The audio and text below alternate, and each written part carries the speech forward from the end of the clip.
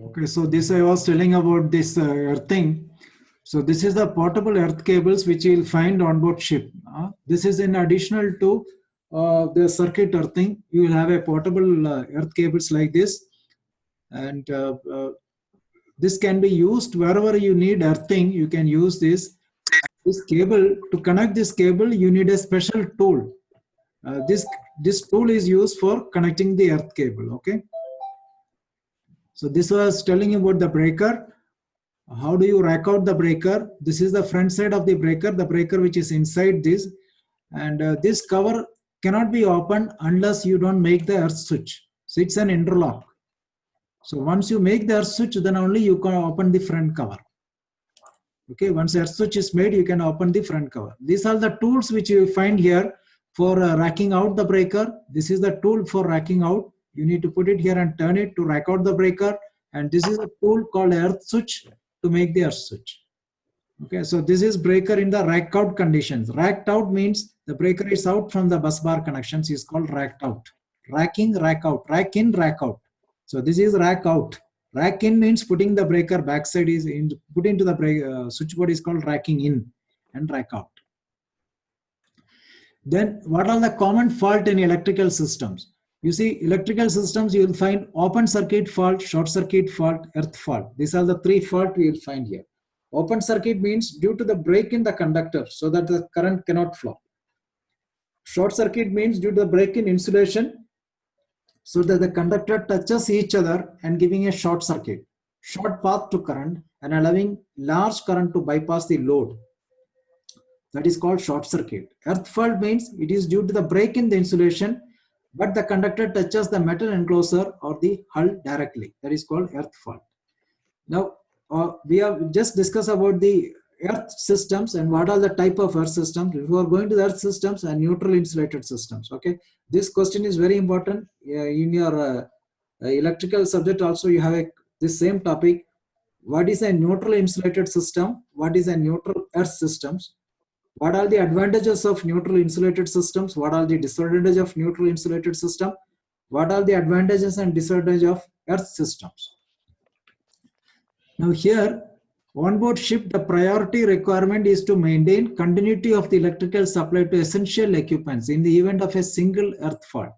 So our main requirement on board ship, because this earth neutral system is generally used in shore because of the protection of the human being, you know. But on board ship, our more requirement is safety, the continuity of the electrical supply to critical machineries like steering gear, etc.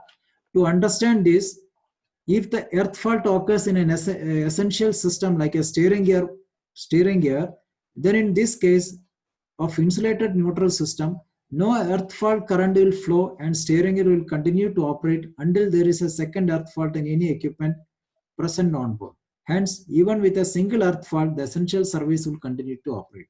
Now here, neutral insulated means you see generator windings are connected in star. And the neutral of this star winding, the star connection is not connected with the ground. But the body structure is connected with the ground. That is for protections. But in neutral, it means the star connection is not connected with the ground. So in this case, you can see here, this is a generator. Here you can see there is one earth fault. So in this case, what happens is single earth fault, there will be leakage current will flow, but the machinery will continue to run. Okay. So in case of a single earth fault, machinery will continue to run. Now, however, if there is a second earth fault take place here, then there is a common path for this current to flow here. That means if it is two different phases, this should be like a short circuit and it could trip. So if a second earth fault occurs on another line in the insulated system, the two earth fault will become equivalent to a short circuit and resulting in an earth fault current, which will operate protection devices, cause disconnection of services. So advantage and disadvantage of neutral insulated system. The system avoids risk of loss of essential services. That is, in case of a single earth fault. This is the advantage. So critical machinery will continue to run. That means there is a leakage current. The current is leaking. The current is leaking to the ship's hull side, but it will continue to run. If the neutral was earthed and a short circuit in one phase causes the fuse in that phase blow, the system would be single phasing and may not burn off the motor. So single phasing can also happen. If the neutral was earthed and a short circuit on one phase causes the fuse in that phase to blow, system would be single phasing and may burn out the motor.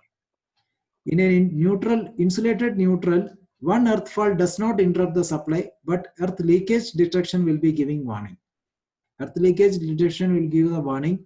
We have two types of earth leakage. One is through the lamps and one is through the isometers, or we call it as an insulator meter. Isometer means insulation meter.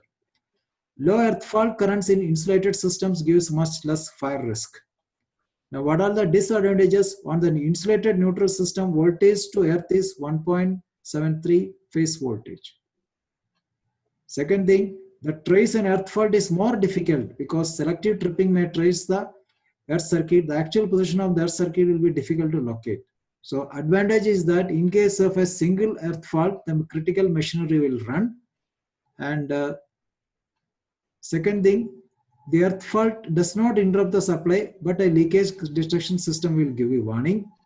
And low earth fault currents in insulated system gives much less fire risk.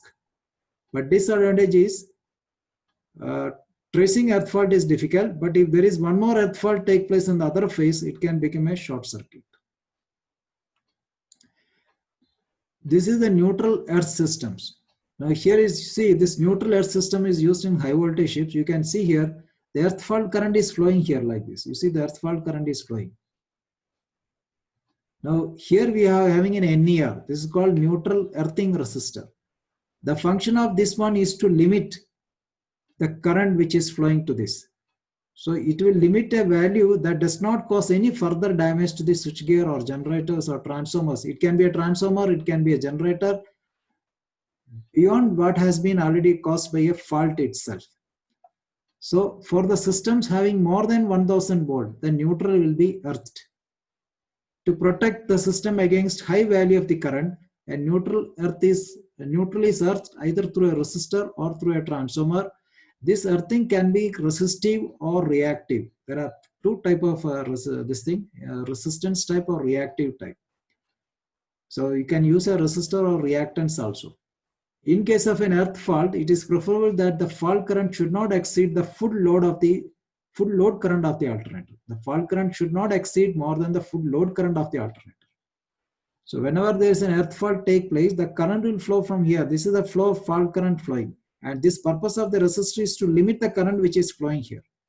And this rating of should be able to limit the current, maximum load current of the generator. It should be able to limit it. Okay, so this is the NER, neutral earthing resistor. So when the neutral is grounded, the connection to ground must be made through a resistor, which is capable of limiting the ground fault current to a value that is not greater than the full load current of the largest connected generator and not less than 3 times of the minimum current required to operate any ground fault monitoring or protection device.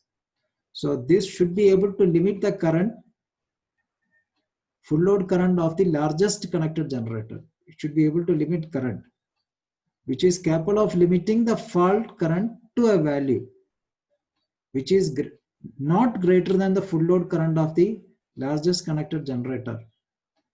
And the neutral impedance should be chosen that the transient over voltage caused by the fault are kept to low. Transient voltage means because of this grounding or short circuit voltage, what is coming is called the transient. That is that time how much is the voltage is increased. That is called the transient over voltage. So this is a neutral earthing resistor. What is a neutral earthing resistor and what are the type of neutral earthing resistor? Okay, so this part we will see in the next class.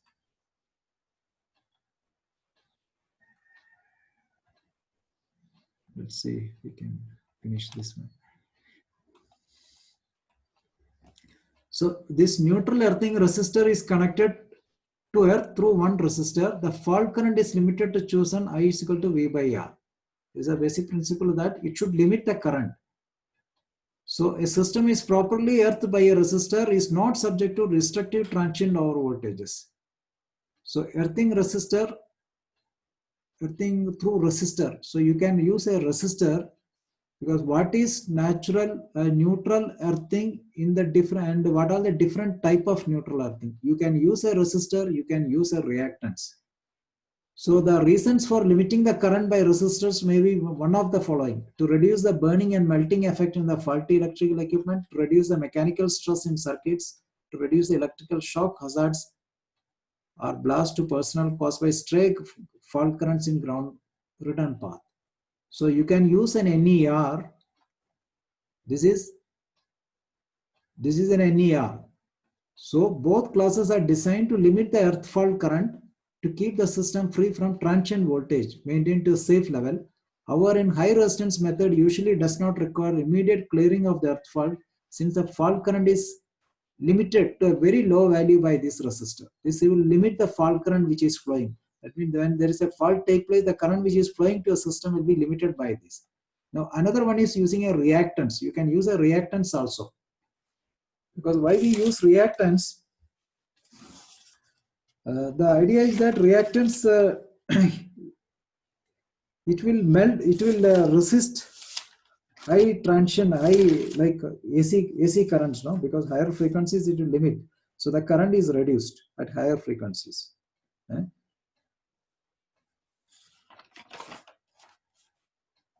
So here the ground fault current that may flow is a function of the neutral reactants. The level of the fault current is often used as a criteria for describing the degree of grounding. Inductors have been increased impedance to higher frequency counts. If we use a reactor, then it will try to, it is having a higher impedance at higher frequencies. Because if we are instead of a resistance, if we use a reactors, it will have a higher impedance because it will have a higher resistance for higher frequencies. So you can use a reactance, but we are using onboard ship is only NER. We are using only resistance. Okay. You can see in this diagram, it's called now. Sometimes we call it as a neutral grounding resistor, also NGR also. Both are same, NER and NER. So here is a NER here. This is a NER, and here you have a CT here. So from the neutral, from the generator or transformer, now the current is flowing. The current is coming from here to earth ground. The current is flowing through this. This is sensed by the CT, and this will activate some relays to trip these equipments. So NGR provides a convenient point for monitoring a ground fault current.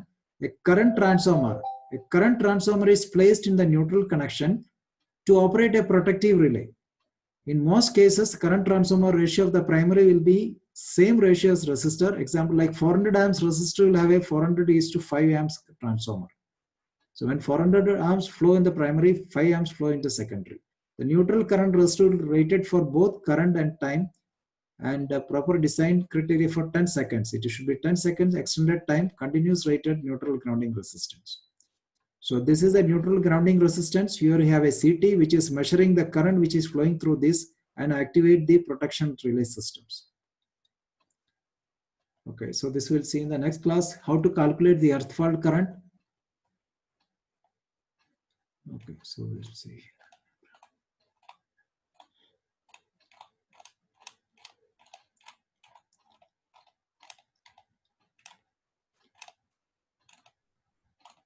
So go through all these questions what I have put here, and these questions are very important. I have selected very important questions, so more significant questions, which covers almost everything in the topics. Go through each questions. If any of the questions you need to be clarifications, ask me in the next class.